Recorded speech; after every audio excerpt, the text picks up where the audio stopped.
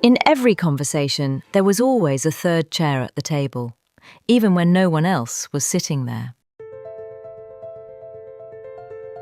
Emily thought marriage would be a duet, two voices learning the same song, two hands turning the same page, two hearts finding the same rhythm.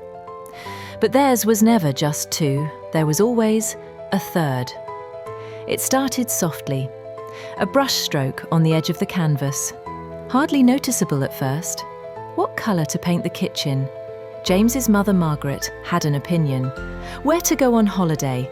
Margaret had a better idea. Never orders, always suggestions.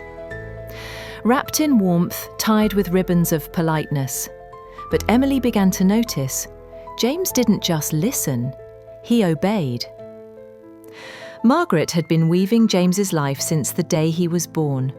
She chose his schools, she chose his clothes, she even helped pick the apartment he and Emily moved into after the wedding. Her thread ran through every chapter of his life. To James, this was love. To Emily, it felt like living in a house with two front doors, and she only had the key to one. Margaret wasn't unkind. She smiled at dinners, sent thoughtful birthday cards, and called Emily dear in that honeyed tone. But beneath the sweetness was a quiet message. You are here because I allow it. James didn't hear it, or perhaps he heard and chose not to listen. They had planned a quiet weekend by the lake, 2 nights in a cabin, morning mist on the water, evenings curled in front of the fire. Emily had booked it months in advance. Her suitcase was packed with wool socks and paperbacks. The night before they were set to leave, the phone rang.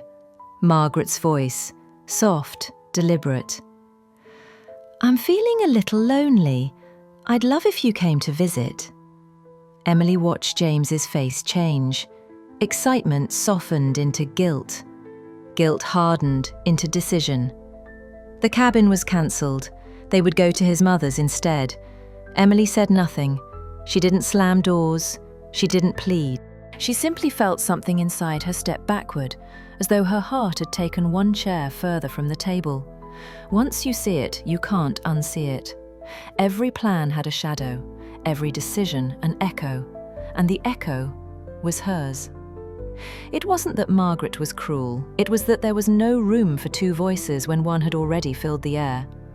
One evening, Emily sat at the kitchen table, 3 chairs, one for her, one for James, and one for the ghost who never left. When James came in, she didn't look up at first. Do you know, she said softly, that I married you, not you and your mother? His brow furrowed. What are you talking about? I love that you care for her. I love that she's important to you, but I need to be your partner, not your second priority. The pause was so deep she could hear the hum of the refrigerator. Her chest felt tight as if the air itself was waiting. When he finally spoke, his voice was low. You're right. I've been letting her make decisions that aren't hers to make. I didn't realize how much of my life I've handed over to her. Emily didn't smile. She knew words were light, change was heavy. It was not quick. It was not clean. Margaret resisted. She accused Emily of turning James against her, of trying to replace the role she'd held for decades. There were awkward dinners, frost in her voice, gaps in phone calls.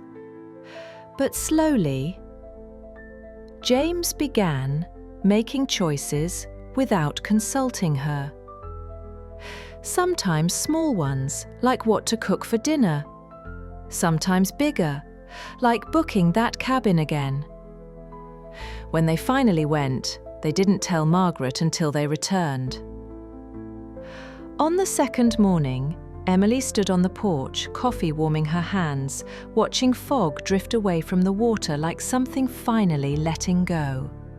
James came up behind her, wrapped his arms around her, and for the first time in a long while, she felt the table between them was set for 2. She knew the third chair would never truly vanish. Some ghosts stay. Some ties are never cut, only loosened, but it no longer sat at the head of the table.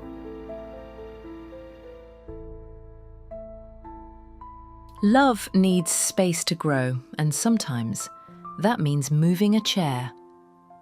If you've ever felt the weight of a third chair, like, share and tell your story in the comments, and subscribe for more tales that speak to the heart.